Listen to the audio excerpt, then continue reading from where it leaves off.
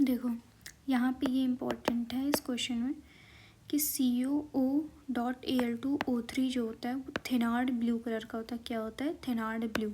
सिर्फ अगर वो CO का पूछता तब वहाँ पे पिंक होता, लेकिन यहाँ पे CuO.Al2O3 पूछा है तो इसका मतलब वहाँ थेनार्ड ब्लू होगा कलर। कह रहा है कौन सा जो होगा वो हॉटेस्ट रीजन होगा, तो सबसे जो ऊपर वाला रीजन होता है वही सबसे हॉटेस्ट होता है। कौन सा? रीजन नंबर 4 जो होगा सबसे हॉटेस्ट होगा। और कह रहा है अमोनियम कार्बोनेट जो होता है वो बेसिक इन नेचर होता है। क्यों? क्योंकि इसका देखा जाए जो बेस का मोल है वो ज़्यादा है एज़ कम्पेयर टू एसिड, तो इसी वजह से ये ज़्यादा बेसिक होता है। क्योंकि NH4OH भी आपका वीक होता है और H2CO3 भी वीक होता है, लेकिन आपका ये ज़्यादा है इसलिए बेसिक होता है सॉल्यूशन। यहाँ पे पूछा था वीकेस्ट बेस। क्या पूछा था? वीकेस्ट बेस मतलब मोर एसिडिक कौन सा होगा, तो मोर एसिडिक तो आपका ये होगा HNO3 ज़्यादा एसिडिक होता है ना। उसके बाद फिर ये क्वेश्चन इतना इम्पोर्टेंट और इतने बार मेरा रॉन्ग होता है, कितना इजी क्वेश्चन है। दिया गया है कि Ag2CrO4 की KSP दी गई है 10⁻⁻12 दी गई है हमें, और कह रहा solubility of Ag2CrO4 in 0.2 mAgNO3। 0.2 mAgNO3 में इसकी सॉल्युबिलिटी क्या होगी Ag2CrO4। तो हम इसको S मान लें तो CrO4 भी S हो जाएगा, और Ag का कंसनट्रेशन हम लोग इससे निकालेंगे। यहाँ पे Ag प्लस कितना आ रहा है? 0.2 आ रहा है।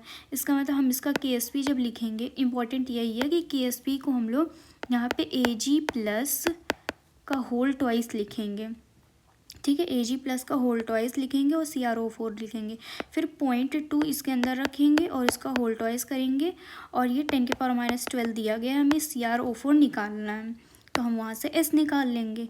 इम्पॉर्टेंट यही था कि हमको यहाँ पे ये ऐसा नहीं कर देना कि ये 0.2 लिखा हुआ है तो यहाँ पे 2 × 0.2 कर देना, ये रॉन्ग है, ये नहीं करना है। ये Ag प्लस कितना आया? 0.2 आया। यहाँ पे हम लोग Ag प्लस का होल स्क्वायर करते हैं। क्या करते हैं? होल स्क्वायर करते हैं, मल्टीप्लाई नहीं करते, होल स्क्वायर कहते हैं। इस क्वेश्चन में देखो कह रहा है कि फिजिकल इक्विलिब्रियम में जब वो सॉलिड से लिक्विड में जा रहा होता है तो अगर हम क्या नाम है इंक्रीज़ करते हैं टेम्परेचर या प्रेशर तो उस पर हमारा ज़्यादा वाटर बनता है। क्या बनता है? More water will form. तो ऐसा बोल रहा है कि वहाँ पे ज़्यादा वाटर बनता है। तो यार एक बात याद रखना, सॉलिड से लिक्विड पे जाने पर मतलब वहाँ पे टेम्परेचर इंक्रीज़ हो रहा है, इसका मतलब ये एंडोथर्मिक रिएक्शन है। और यहाँ पे प्रेशर इंक्रीज़ करने पे ज़्यादा मेल्ट करेगा आइस, इसका मतलब वाटर ज़्यादा बनेगा।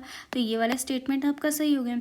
फिर यहाँ पे कह रहा है since forward reaction is endothermic. हाँ, फॉरवर्ड रिएक्शन तो एंडोथर्मिक है, and volume of water is greater than that of volume of ice.